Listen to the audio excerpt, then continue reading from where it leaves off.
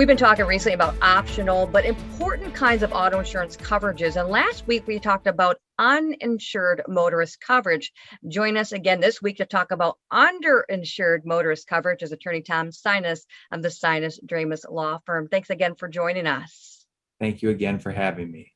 Absolutely. So let's rewind just a little bit. Remind us again about the differences between mandatory and optional auto insurance coverage. Right. So when we're talking about things like uninsured motorist coverage, underinsured motorist coverage, we're in the realm of optional coverages. That just means coverages that you don't have to buy in order to have a legal insurance policy. As we talked about last week, in order to legally drive, you have to have insurance, but really you only have to have insurance in the area of liability, certain forms of property damage, and no fault benefits, as we've talked about. But that doesn't mean that just because that's all you have to have, that that's the right choice, that that's enough. There are other forms of coverage that are optional. We talked last week about uninsured. We'll talk this week about underinsured. But another good example is collision and comprehensive coverage. Those are actually optional coverages. Now, many times people have, say, a car lease or a loan where they're required to have it, but they're not actually required by law. So there's this whole realm of auto insurance coverages that you're not required to have, but again, you oftentimes should have them. Okay, so what is underinsured motorist coverage and how does it differ from uninsured motorist coverage? Well, one way it doesn't differ is they almost sound the same, right? Yeah. You almost have to work to make yourself decipher that slight change in language, uninsured, underinsured. They almost sound so similar that I think people think they are the same. They are the same in that they're both optional, but they are very different in terms of when they apply. So last week we talked about uninsured motorist coverage.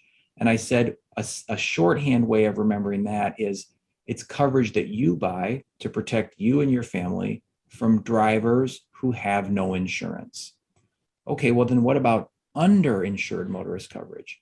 Well, a similar shorthand way to remember that is coverage that you buy to protect you and your family from bad drivers with lousy insurance or minimal insurance. Again, the concept here is you purchasing insurance that would protect you in the event you're involved in an accident with someone else who has, in the case of uninsured motorist coverage, no insurance. In the case of underinsured motorist coverage, not a lot of insurance.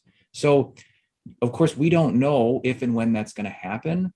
But one of the best things you can do is to buy underinsured motorist coverage, like uninsured motorist coverage, buy as much of it as you can afford, because of course you don't know when this is going to happen and you don't know who's going to cause a crash if you're in it. And you certainly don't know how much insurance they choose to purchase before the crash. And that's why underinsured motorist coverage comes into place.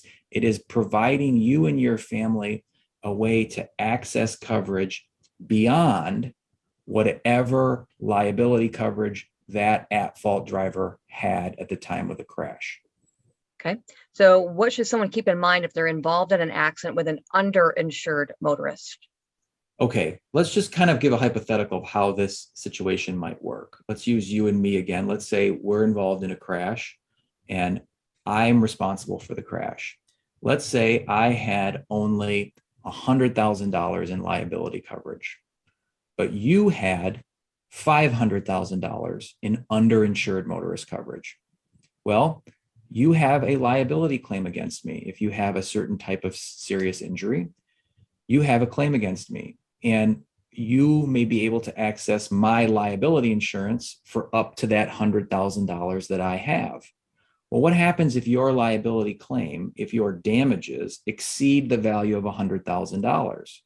Well, that's when your underinsured motorist coverage steps in. Once you've exhausted my liability coverage as the at-fault driver, you turn to your own insurance company for the remainder of the coverage up to the value of your claim. So when it happens is that type of scenario. Somebody is involved in a crash caused by someone else. The victim is seriously hurt, but the careless driver doesn't have enough insurance that measures the victim's damages. So that's generally the scenario where it occurs. There are a series of very complicated rules that apply in underinsured motorist claims even different than uninsured motorist claims.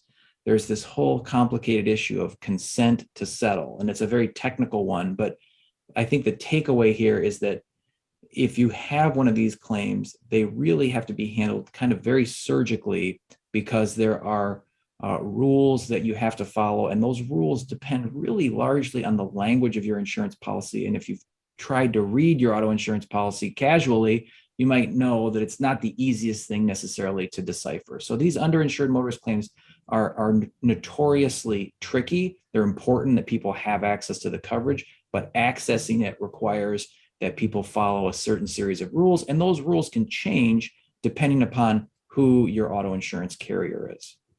All right. Well, if they need help sorting this all out, who can they turn to? Well, they can certainly give us a try. They can find us online at www.sinusdramus.com.